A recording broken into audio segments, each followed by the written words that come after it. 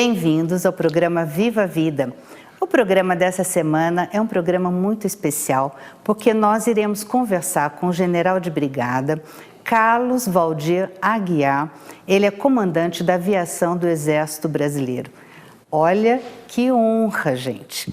Então, nós vamos conversar, inclusive, sobre o centenário da aviação, que foi comemorado agora no mês de agosto. General, por favor, seja muito bem-vindo. Muito obrigada. Por favor, sente-se. General, eu tenho algumas perguntas, porque eu já fiz aqui uma colinha, né? Olha só. Eu queria saber, general, como que se deu a atividade aeronáutica militar no Brasil? A atividade de aviação militar no Brasil remonta a bastante tempo. Começou com o nosso glorioso Duque de Caxias, que é o patrono do Exército Brasileiro, lá na campanha da Tríplice Aliança, conhecida na Guerra do Paraguai, em 1867, quando pela primeira vez ele usou balões, subiu balões para observar as atividades das linhas inimigas. Então, 1867. Já em 1906, foi criado o avião, oficialmente criado. Santos Dumont, o pai da aviação, um brasileiro que nos enche de orgulho, na França, fez aquele voo com 14 bis. Mas a aviação militar no Exército começou em 1915, quando o tenente Ricardo Kirk, determinado pelo Ministério da Guerra, empregou pela primeira vez aviões em operações militares, no conflito conhecido como Guerra do Contestado, no limite entre o estado do Paraná e Santa Catarina. Infelizmente, naquela operação, o nosso herói veio a falecer. E hoje ele é reconhecido como patrono da aviação do Exército. Olha, que fantástico. Oficialmente, em 1919, aí sim, num contexto de modernização, atualização doutrinária, logística, operacional do Exército Brasileiro, baseado nos ensinamentos da recém-terminada Primeira Guerra Mundial, foi criada em 1919, no Campos dos Afonsos, Rio de Janeiro, a Escola de Aviação Militar. Por isso estamos comemorando o nosso centenário em 2019, por causa da criação da Escola de Aviação Militar. E naquela época não existia a Força Aérea. O Exército Brasileiro, a Força Terrestre, tem um orgulho muito grande de participar dessa história de sucesso da aviação militar e, por que não dizer, de toda a aviação brasileira, desde o seu início, com a criação da Escola de Aviação Militar. Olha, é muito orgulho mesmo, né? E pensar que nós comemoramos o centenário, porém, começou muito antes essa história, né? E antes, inclusive, de nós termos a Força Aérea, a Aeronáutica. Exatamente. Então, já existia, pelo que eu entendi, toda a aviação do Exército. E a aviação do Exército aí foi para a Aeronáutica, ficou no Exército. Como é que ficou isso? Eu não entendi direito. Como nos outros países do mundo, o Brasil seguiu uma tendência mundial. Naquela época não existia Força Aérea, como eu disse. Certo. Porém, os países que tinham forças armadas mais desenvolvidas tinham no seu exército a sua própria aviação. Com isso, em 1927, logo após a criação da Escola de Aviação, após o desenvolvimento inicial da nossa aviação com organizações militares, primeiras atividades, foi criada a arma de aviação do Exército. Nós chamamos de a quinta arma. A arma é uma especialidade dentro do Exército. Hoje, nós temos entre armas, quadros e serviços, 7. Naquela época só existiam 4. A aviação do Exército foi, então, a quinta arma naquela época. Porém, após estruturar melhor a sua aviação e seguindo novamente uma tendência mundial, foi criado em 1941, no meio da Segunda Guerra Mundial, a Aeronáutica, o Ministério da Aeronáutica, como eu disse, seguindo uma tendência mundial. Outras nações, ou um pouco antes, durante ou após a Segunda Guerra Mundial, criou as suas forças aéreas. Aí sim, nós passamos todo o acervo do Exército Brasileiro em material, aviões, instalações e principalmente pessoal capacitado, qualificado e já com doutrina para empregar os aviões, inclusive em campanha. E foi assim que, logo após, recém-criado em 41 a Força Aérea, já em 43, 44, eles estavam na Itália, nos céus da Itália, combatendo na Segunda Guerra Mundial. Passamos todos os acervos para eles. É um orgulho para a gente, né? E eu sei que na Itália eles são orgulhosos também dos nossos militares brasileiros que muito os ajudaram. Nós vemos isso, inclusive nas redes sociais e tudo mais. Eu acho o seguinte, que nós temos aqui no Vale do Paraíba, aqui em Taubaté, o Centro de Aviação do Exército, é assim mesmo que fala, general? É o Comando de Aviação do Exército. É um complexo, né? Um complexo de aviação. Que é o Comando de Aviação. É o Comando de Aviação. Mas não é só aqui em Taubaté, né, que tem a aviação do Exército. Tem outras partes também do país? Exatamente. Em 41, deixamos de voar, deixamos os céus da pátria para passar para a Força Aérea que tão bem desenvolveu a nossa aviação. Em 1986, seguindo uma necessidade, o Exército Brasileiro, o ministro do Exército à época, general de Exército Leônidas Pires Gonçalves, assessorou o presidente que o Exército deveria ter novamente a sua aviação.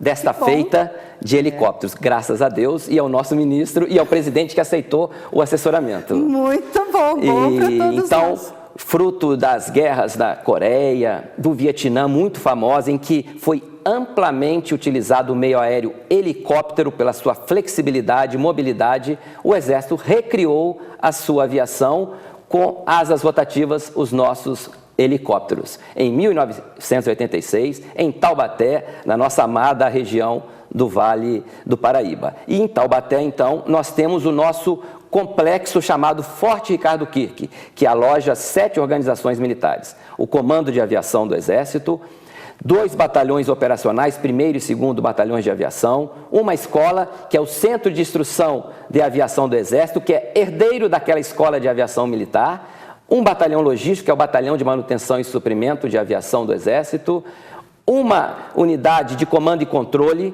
que é a Companhia de Comunicações, e temos também a nossa base de aviação de Taubaté, que cuida de todo o nosso complexo, que são 3 milhões de metros quadrados, e ainda administra todo o nosso aeródromo, como a nossa torre de controle, a nossa pista de pouso e etc. Mas não bastava, o nosso Brasil é continental, é imenso. Precisávamos ter pelo menos algumas unidades articuladas. E temos em Campo Grande o 3º Batalhão de Aviação do Exército, em Manaus o 4º Batalhão de Aviação do Exército. Inclusive eu tive a honra de comandá-lo como tenente-coronel e coronel na nossa fantástica e amada e nossa região amazônica. Isso mesmo. Gente, isso é fantástico, a gente não tem noção do que nós temos aqui na nossa região, principalmente em Taubaté. Nós vamos para um pequeno intervalo, não sai daí porque esse papo está esquentando, hein? A gente já volta.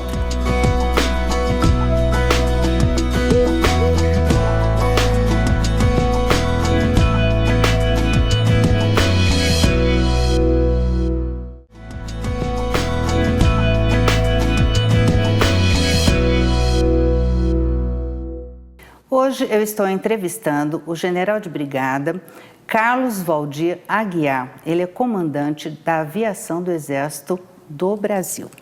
Gente, esse papo está muito bom e eu deixei uma pergunta aqui entabulada, né? Que eu queria saber sobre o Programa Estratégico de Aviação. É assim mesmo que fala, general? Exatamente, Programa Estratégico de Aviação do Exército. Como que funciona isso? Para que serve toda a aviação do Exército? Como que a gente pode entender, né, que tem aeronáutica, aí tem a aviação do Exército, a aeronáutica tem as atribuições dela e o Exército tem as suas. Como é que funciona isso? O Exército Brasileiro, ele prima pelo planejamento e pelo bem aplicar dos recursos que são disponibilizados pela nação para que ele possa desenvolver as suas atividades, as suas missões constitucionais. Nós explicamos no bloco anterior a história, bem rápido, da evolução da aviação militar para a aviação do Exército. Isso veio no crescente. Em 1986, na nossa recriação, ainda fomos considerados pioneiros, embora já tivéssemos voado no início do século passado, mas fomos pioneiros da recriação. Os processos foram se aperfeiçoando. Começamos pequeno, ou recomeçamos pequenos, com um batalhão, hoje somos um comando, e o próprio desenvolvimento dos métodos de controle, fiscalização e para o bem aplicar dos recursos demandaram do Exército estar adaptado, adequado à administração pública do nosso país. E nos orgulhamos por isso, porque com poucos recursos, muito fazemos. Temos esta aviação tão operacional, com elevados índices de segurança. Nos últimos anos, integrando o portfólio de programas estratégicos do Exército, e são vários, em vários setores, que trazem, inclusive, não só o produto final, que é o material ou equipamento de emprego militar para que cumpramos a nossa missão, mas traz muita coisa que talvez a sociedade não perceba diretamente. Ela traz desenvolvimento para o nosso país, das indústrias do país e traz empregos. Nesse contexto, nós, nos últimos 3 anos, criamos o Programa Estratégico Aviação do Exército. Lá existe um planejamento sistematizado de onde o Exército Brasileiro quer que a sua aviação chegue. Quais meios, qual infraestrutura, quais missões poderemos cumprir ou pelo menos aperfeiçoá-las para estarmos alinhados com o que a nossa sociedade brasileira demanda. Os recursos são planejados, as metas são traçadas e um cronograma é estabelecido. O nosso programa inclui ações e projetos estratégicos desde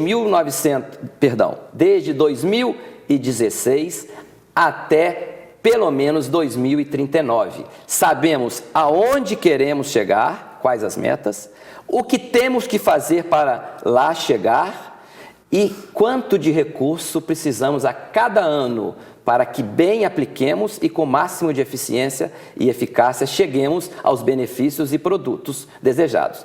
Nesse contexto, quais são os projetos? Que é o que interessa para a nossa sociedade. Exatamente. Quais são os projetos? A sociedade sabe que o Exército participou das Olimpíadas, participou da história de Brumadinho, né, daquela tragédia toda, participa de eventos pontuais, mas é o que aparece para a sociedade. E eu acho que o objetivo, justamente, dessa entrevista é levarmos à sociedade o conhecimento sobre o Exército, a aviação do Exército que nós temos aqui em Taubaté e o que é que faz a aviação. Porque a gente vê helicóptero voando, mas está voando por quê? Né? E eu entendo até que, olha só, todo o material humano capacitado que nós tínhamos lá em 1941 foi para a aeronáutica. Exato. Teve que formar tudo de novo. Tudo de novo. Né? Isso não é fácil. Material humano, material bélico, e as aeronaves, a aquisição, a infraestrutura toda.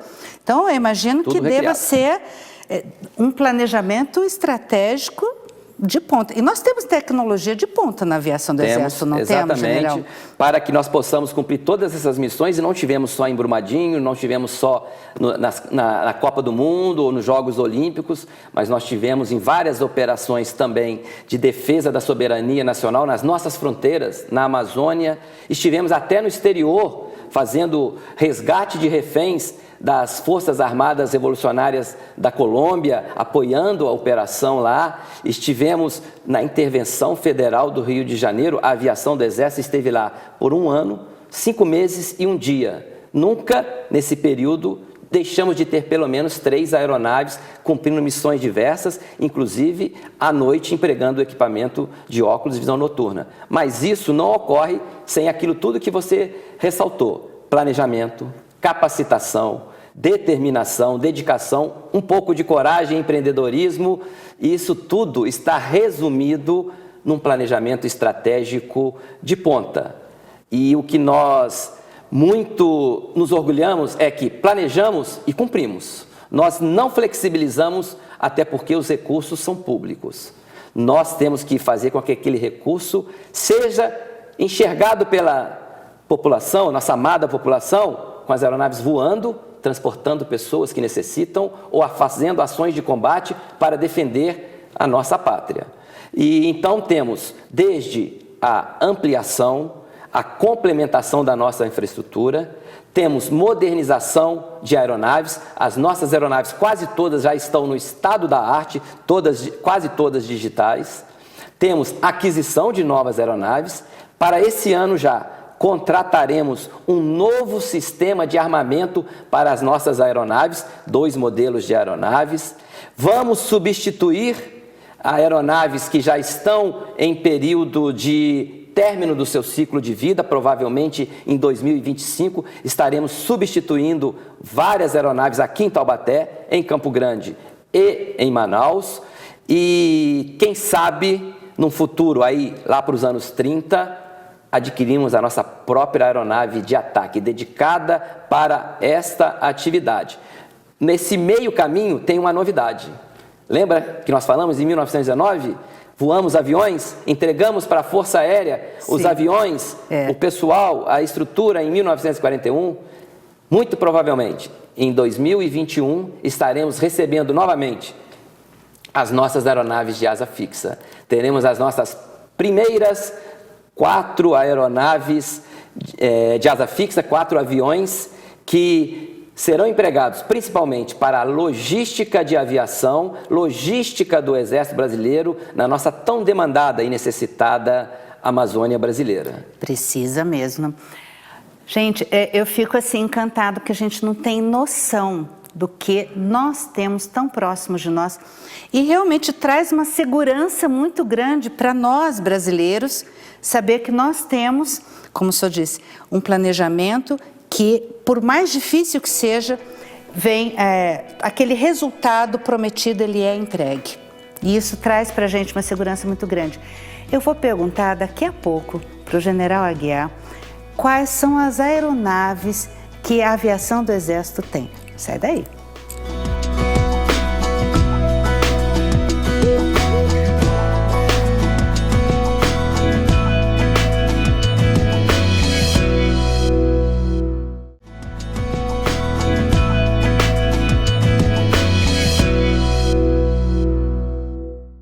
Voltando nesse bloco agora, eu estou conversando com o general de brigada Carlos Valdir Aguiar, que ele é comandante da aviação do Exército.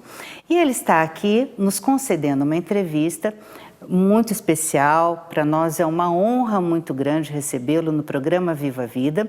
E eu deixei uma pergunta no ar que é: quais as aeronaves que a aviação do Exército tem, mantém e utiliza?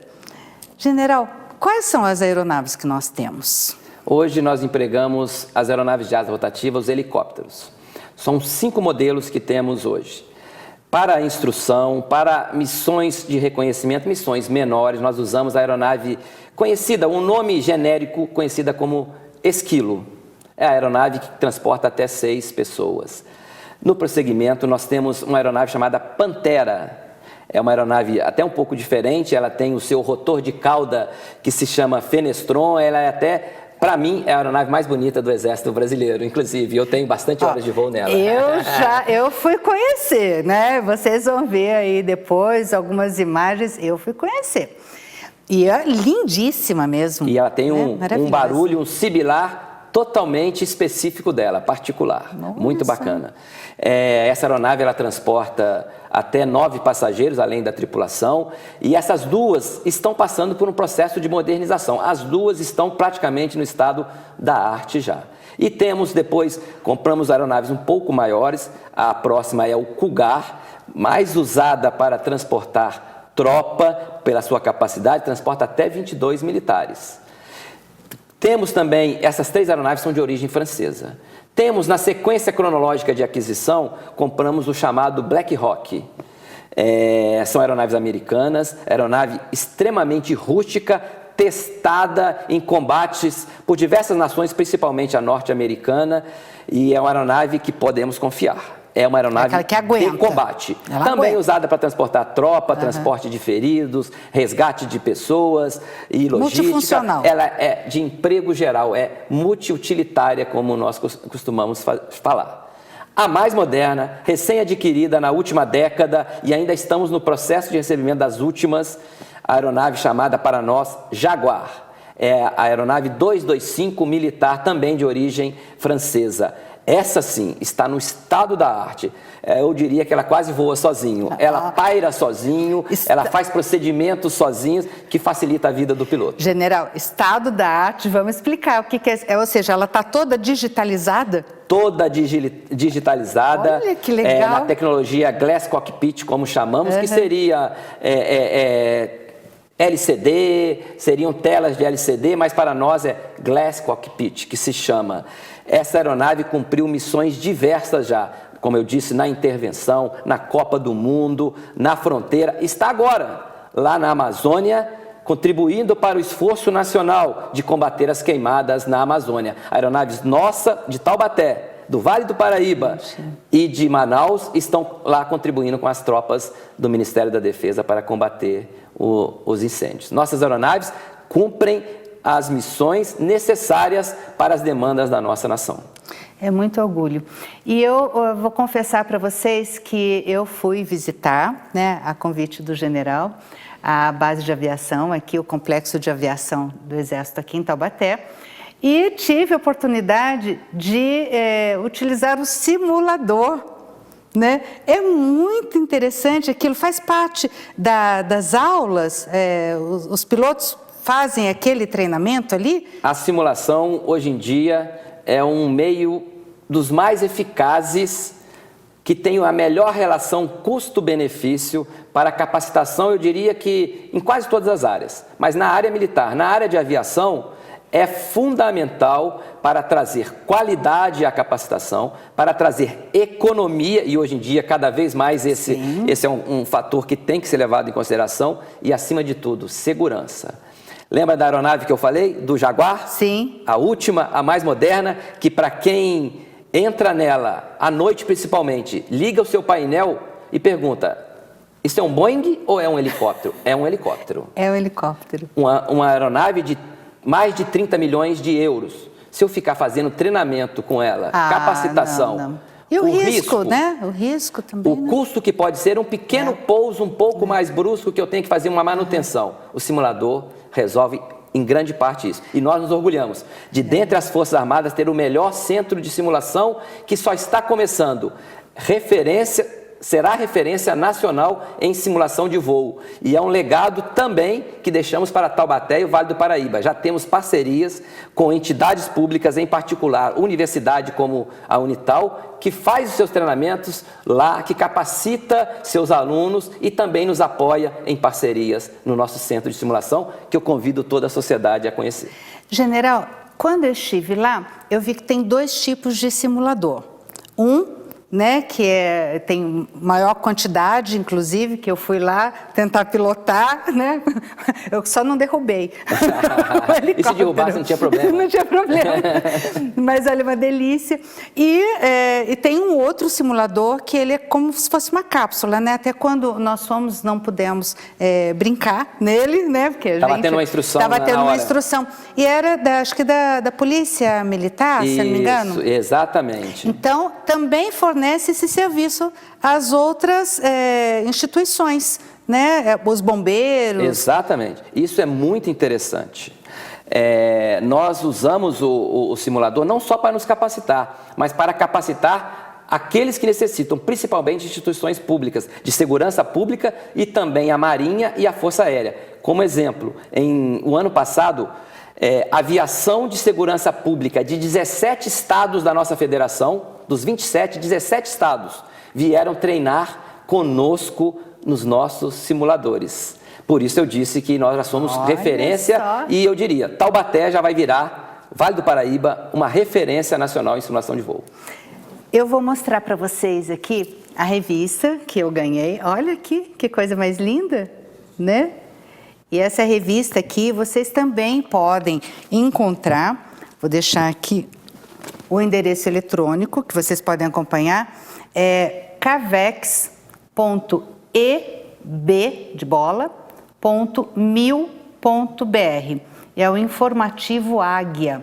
Então, ele é mensal, né, general? Ele é mensal e neste mês ele é comemorativo por causa do nosso centenário. Mas estaremos lançando também o livro do centenário, que estará à disposição também no mesmo site. Olha, muito interessante. Inclusive, vai ter toda uma tecnologia também nesse livro, né? A revista, o informativo e o livro têm um conteúdo interativo em que, com o leitor de QR Codes, o usuário pode observar filmetes que detalham um pouco mais a matéria que está publicada. E a capa do nosso livro, que está por ser lançada, terá também a tecnologia da realidade aumentada. Gente, muito interessante isso. General, parabéns pela sua gestão, parabéns para o Exército Brasileiro, parabéns para a aviação do Exército, né? Que hoje já tem todo o seu contingente material e humano formado, mas que teve que buscar formar tudo isso de novo, né? Depois de ter entregue para outra arma. É assim que fala, né? Exatamente. Então tá bom, tá bom. Mas meus parabéns, é um orgulho muito grande ser brasileiro, é um orgulho muito grande ser aqui do Vale do Paraíba e uma honra muito grande recebê-lo aqui. Muito obrigada. Chegamos ao final aqui do nosso programa e eu gostaria que o senhor deixasse uma mensagem para o nosso telespectador sobre o centenário da aviação. A honra é nossa. Eu que agradeço o convite, a aviação, o Exército Brasileiro agradece o convite.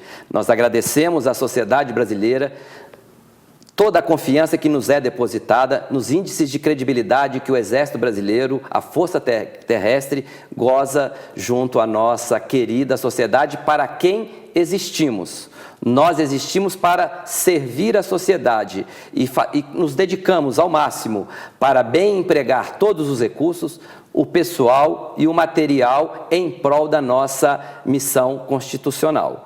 Comemorar o centenário da aviação militar, fazer esse resgate histórico, ressaltando, reconhecendo os valores daqueles que lá em Campos dos Afonsos, no Rio de Janeiro, com muito empreendedorismo, coragem, dedicação, resiliência e, por que não dizer, amor à atividade aérea, nos legaram uma aviação militar e brasileira reconhecida nacional e internacionalmente pelos seus índices de operacionalidade e segurança. E esse é o esforço que fazemos hoje para manter este legado e, quem sabe, até aperfeiçoá-lo, garantindo às próximas gerações uma aviação mais segura, mais operacional e com uma história ainda mais exitosa, como merece o nosso querido Brasil. General, muito obrigada mais uma vez e já o convido, lógico, para conversarmos sobre a carreira militar. Vamos ficar aí já programando o nosso encontro para conversarmos sobre a carreira militar e como os nossos jovens podem buscar essa carreira, podem almejar ser pilotos dessas aeronaves, né? E as próximas gerações nós temos aí todo esse contingente, esse recurso humano bem preparado para nos proteger a nação. Espero que vocês tenham gostado do programa Viva a Vida de hoje.